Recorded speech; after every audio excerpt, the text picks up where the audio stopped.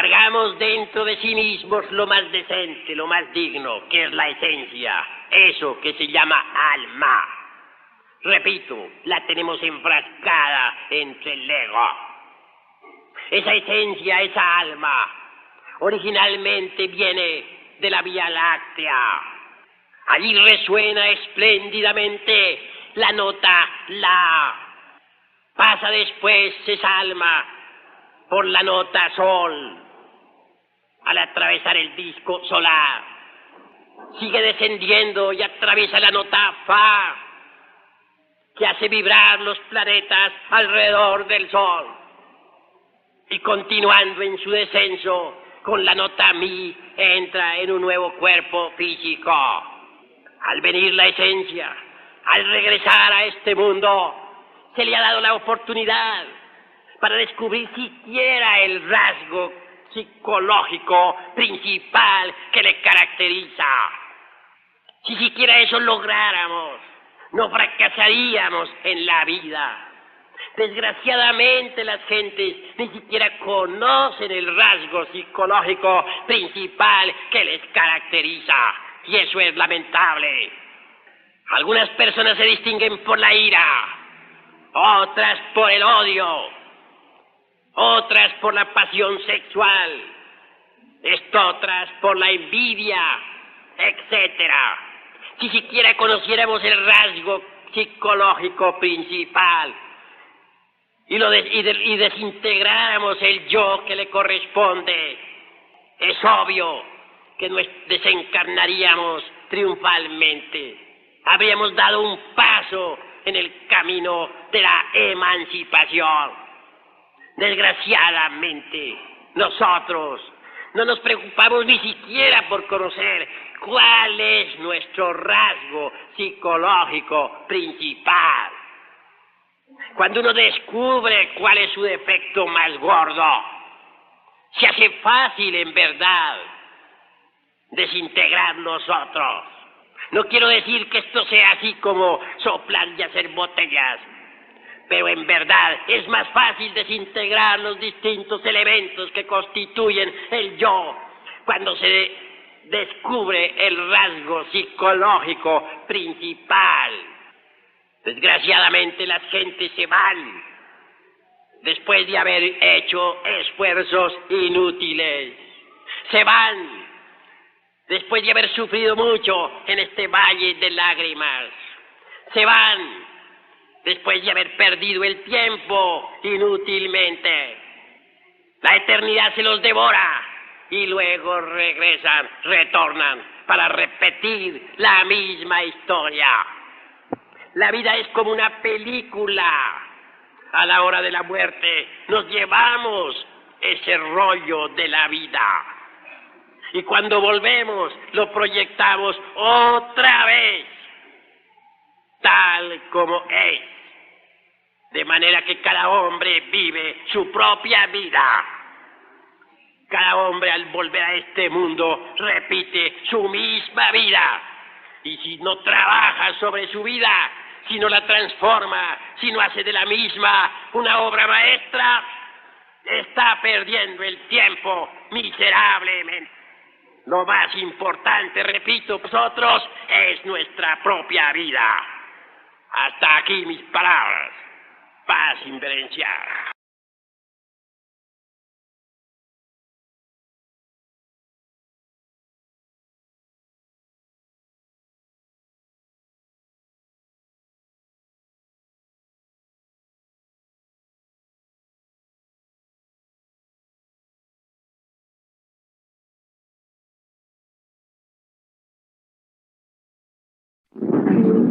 Aquí estamos esta noche para platicar con ustedes ampliamente.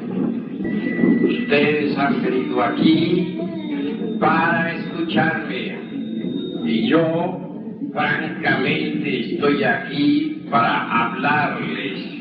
Ante todo, necesitamos, pues, cambiar totalmente nuestra vida, porque todos en realidad de verdad sufrimos.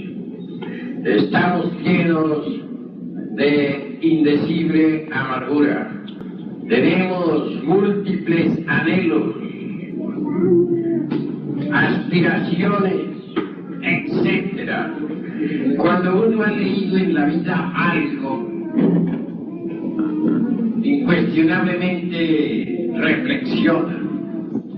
Muchos hemos leído sobre la vida en el Tíbet, hemos estudiado, por ejemplo, autores como Martín Lozano Rampa, Krumheller, Mario Rosso de Luna, etc. Se nos habla de palacios maravillosos, de ciudades encantadas y muchas otras cosas. Obviamente quisiéramos todos ver algo distinto, oír algo diferente, llegar a un lugar donde no existiera esta vida dolorosa e insoportable en la que nos encontramos.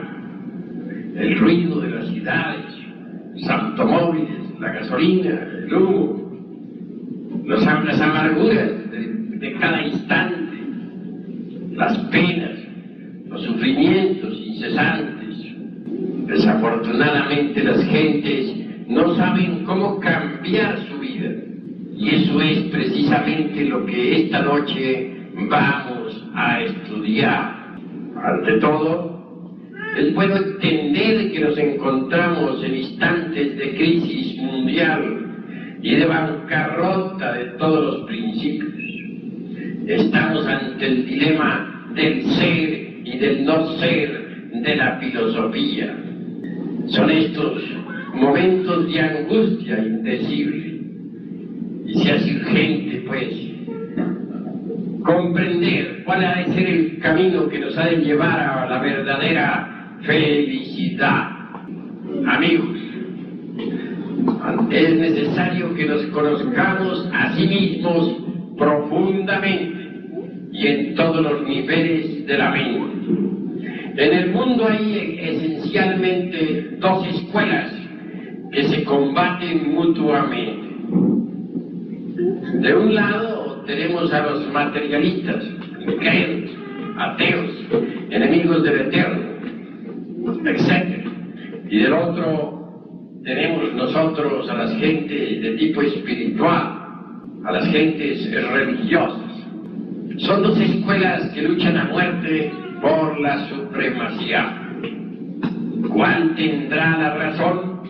Eso es lo que esta noche vamos a investigar profundamente. Bien sabemos nosotros que la dialéctica materialista de Carlos Marx invadió las mentes de millones de personas.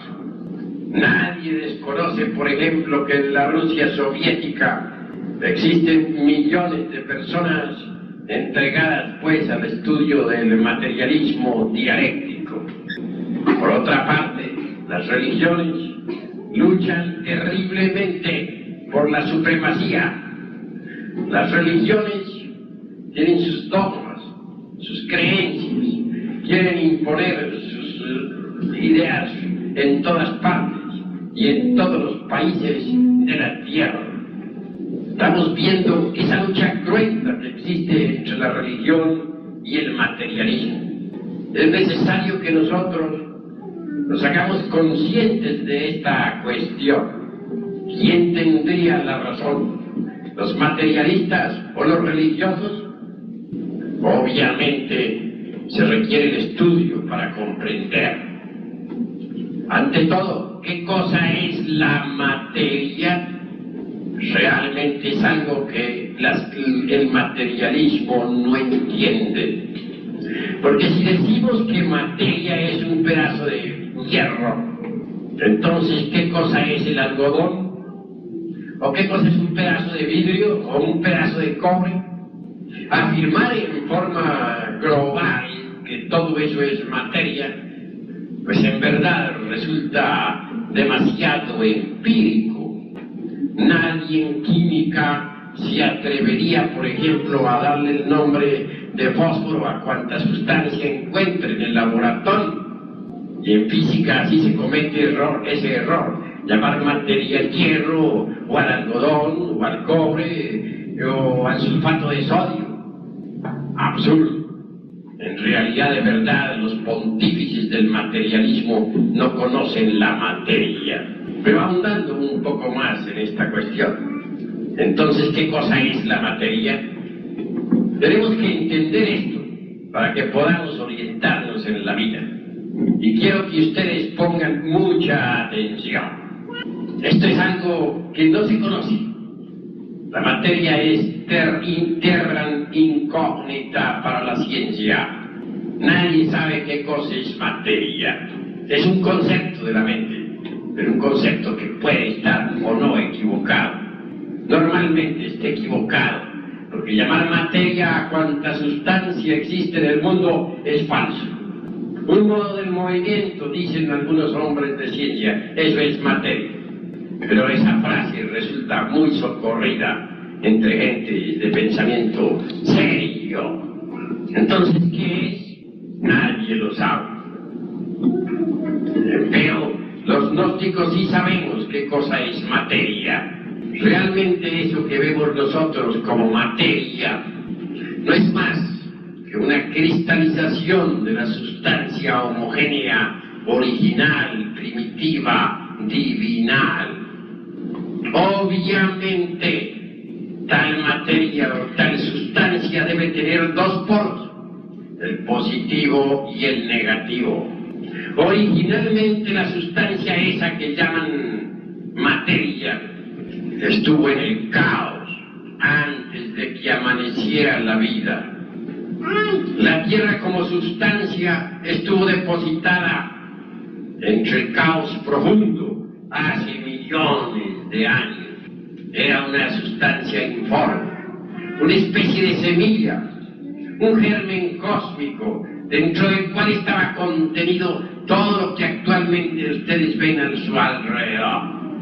Esa sustancia era purísima, inefable, homogénea.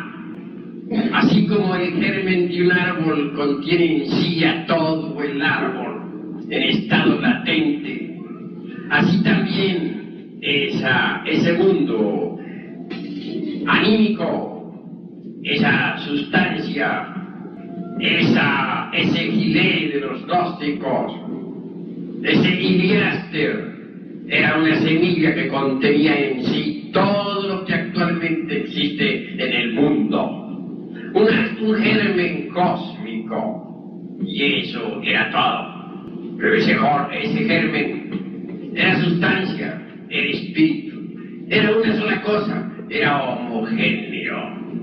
Cuando amaneció la vida universal, ese germen fue diferenciado por el impulso eléctrico del logos causa. Entonces, debido como un caos, tal caos fue fecundado a su vez por el fuego. Y aquel germen tuvo vida, y la tuvo en abundancia.